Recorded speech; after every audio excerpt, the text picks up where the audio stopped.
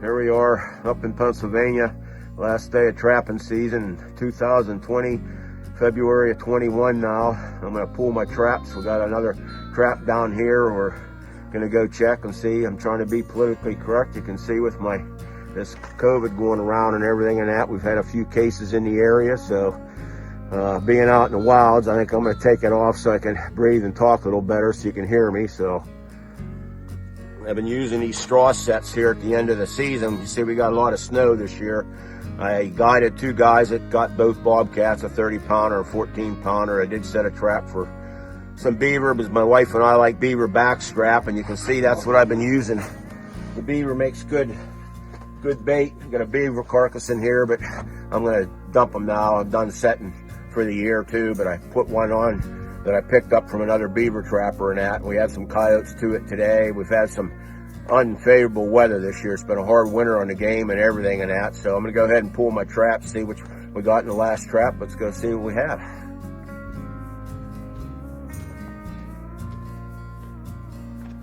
Yeah, it looks like we got a hit. There's something down in the trap. So I got a straw set down over the hill there.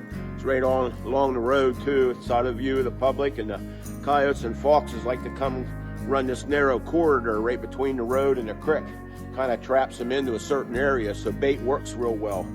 So let's get on and see what we have. Looks like we got a red fox, and I'm not sure what we had in the other trap. I always set 2 or 3 sets at the area. Sometimes you'll get double or triple coyotes, but looks like whatever we had in the other trap, maybe a coyote killed the red fox we got in there. I hope he didn't tear them up. So the fur's still good, so let's get on and see if we can see what happened. It's been real crunchy last couple days, and it seems like they really tore up. This one trap's off. There's lots of blood here. Looks like it was a coyote. You can check the blood trail going out. Blood trail running down there. I'll check it out and see what happened, where it went. Looks like they got a hold of this fox that was in the trap and they chewed it up a little bit. That's what happens. The fox is in coyote territory, so don't look like the fur's too bad though. Young fox. I've been making these straw sets and that here.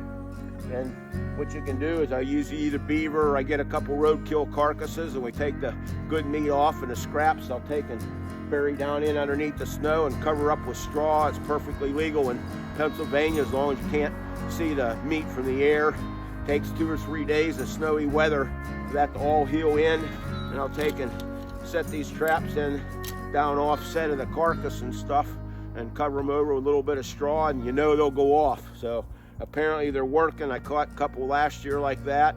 I checked some traps earlier and I had them all around the bait, but they didn't get into the traps yet. But I pulled them traps. Today's the last day, so at least we got a red fox for the fur shed. So let's get them out of the traps here and pull the traps, and we'll go see where this coyote went. If he went down and got away too far, maybe we can still collect them.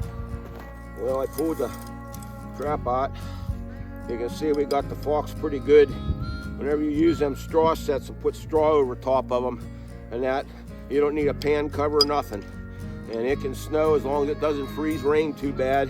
You'll catch them full pod, which is nice. I like to put stakes in these and grapples when I'm doing them in the winter, but sometimes these stakes will come loose and a big coyote will pull them out, but they'll usually get wrapped up within a couple feet with these grapples, so I use both. Sometimes it's real rocky up here in the mountains and you can't get the stakes in, and I'll use grapples. But you can see the straw set. I got a little beaver in there. Had it all covered over. It snowed over top of it. Takes about 4 or 5 days for the bait and the smell to get out for the animals to get to it, and they'll really work it. They've been real good. So let's get this fox to the fur shed. It's a young one, but fur prices are down right now. You can see where they chewed them all up here.